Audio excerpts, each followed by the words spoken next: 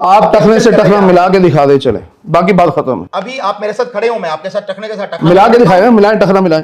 आपकी सारी मसाजिद में देखें जी, पाँव की चींचियां मिला रहे होते हैं। आपके साथ खड़ा होता हूँ जी, पाँव मिलाते हैं, मैं नहीं देखा, ये तेरे पाँव खड़े होते हैं इसमें टखने का हुक्म आता है, टखने से। जी जी, तो फिर टखना मिलाए ना।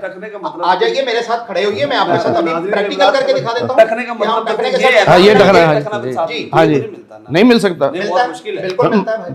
अभी प्रैक्टिकल आज अलावा साहब जी का अभी हाँ, आज प्रैक्टिकल मैं आगे दिखाएं। आप मेरे साथ आएंगे। अब ये देख, मिला टखने के साथ टखना मिला कि नहीं। अब देखिए इस तरफ मैं तो आप नहीं आप सीधे खड़े हो, बिल्कुल आपने अपने जिस्म के लिहाज से बिल्कुल सीधे हो, हाथ बांधे जिस तरह के। आप ये समझे कि नमाज की नीयत नहीं, अपने अभी भी आप टेढ़े होके खड़े हैं ना? आप टेढ़े हो, बिल्कुल सीधे हो गए। आप ये देखें, कंधा भी मिला ऊपर से कंधे से कंधा भी मिल रहा है और नीचे टखने से पूरा टखना मिला हुआ है, मिला है। टखने के साथ टखना है। हदीस ये पे अमल हो सुन्नत गया। है। और पाँव भी इतने खोलने चाहिए। बिल्कुल पाँव अपने जितना जिस्म के लिहाज से। आपका कद है, जितना आपका ऊपर से विड्थ है, उतनी ही नीचे अब से ये नहीं है होनी कि चाहिए। जिस्म अब ये तीन उंगलियां ज्यादा पाँव, खोल, तीन उंगलियां जो है वो पीछे से पाँव और आगे से मुड़े हुए। उंगलियों को मिलाना तो जरूरी ये है भी ठीक टखने नहीं का। है, ये सुन्नत के खिलाफ है।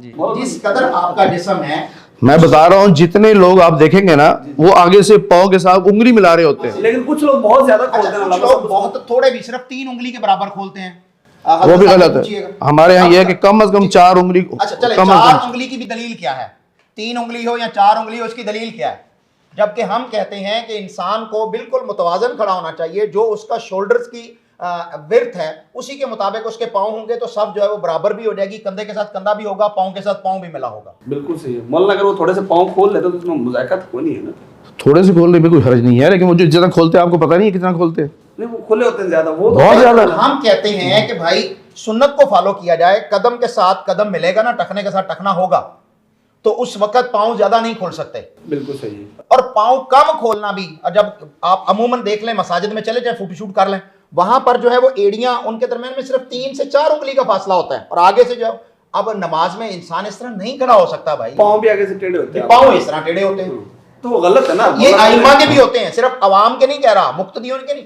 सही तरीका तो ये है ना कि आप उस हिसाब से पूरा पाँव सीधा रखें और सीधा पाँव। मुनासिब अंदाज में खोलें उसको, और टखने के साथ असल में देखिए, ये नमाज इबादत है और इबादत तौकीफी होती है, उसमें अपनी मर्जी, अपनी डायरेक्शन और अपनी वेल्डिंग नहीं होती। आपने कदमों को सीधा किया तो आपकी उंगलियां भी किबला रुख हो गई, आपने हाथ उठाए तो आपके हाथ की हथेलियां भी किबला रुख हैं, आपका चेहरा भी किबला रुख है।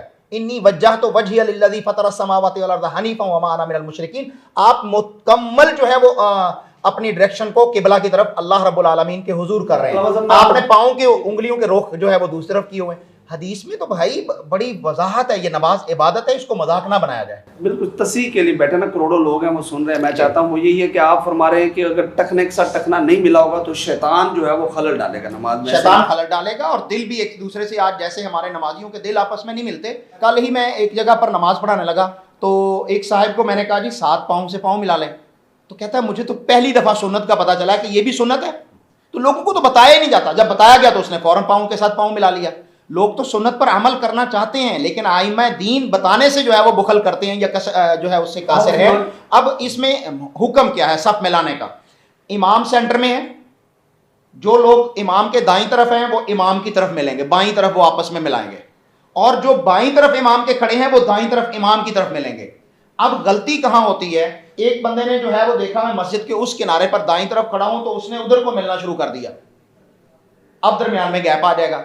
हुक्म क्या है कि जिस तरफ इमाम के आप दाएं खड़े हैं तो इमाम की तरफ मिलते जाएंगे, बाकी जो खला है वो सब की मस्जिद की दीवार की तरफ हो सकता है, वहां पर आके कोई और नमाजी खड़ा हो जाएगा या वहां पर खला भी बच सकता है। इसी तरह जो है वो बाईं तरफ के लोग, तो ये बाकायदा नबी करीम सल्लल्लाहु अलैहि वसल्लम ने प्रैक्टिकल करवाया है भाई। सुभान अल्लाह, ये बड़ा इंपॉर्टेंट नुक्ता है, इसलिए ज़ाहिर है वजाहत भी होनी चाहिए थी। आपने भी फरमा दी, मौलाना साहब ने अपने मुताबिक जो फ़िक़ा के मुताबिक था वो चीज़ें कुरान और हदीस के मुताबिक बता दी हैं कि नमाज में सफ़ बंदी बहुत ज़रूरी चीज़ है।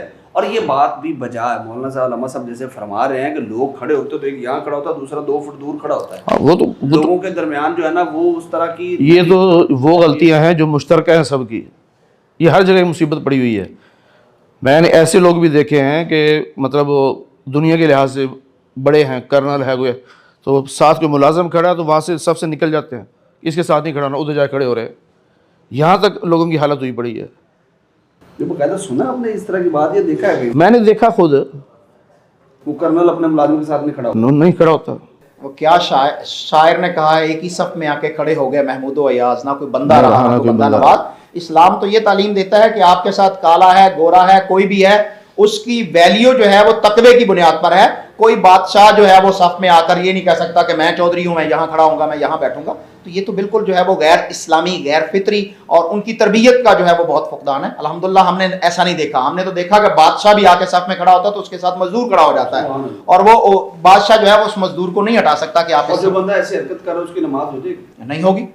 उसने अपना क्या तज़किया ही नहीं किया, अपना तकब्बुर रब को दिखाने आया है जी बिल्कुल, कि मैं भी कुछ हूँ। मौलाना साहब ऐसे ही है, यही ऐसी है, चौधराड़ दिखाते हैं अपने। सुधराहट दिखाते हैं। बेल्ला माफ कर, रब पे दबदबा डालना है आपने कि आप इस तरह करते हैं। चौधरी जो भी करता है किसी किस्म का बंदा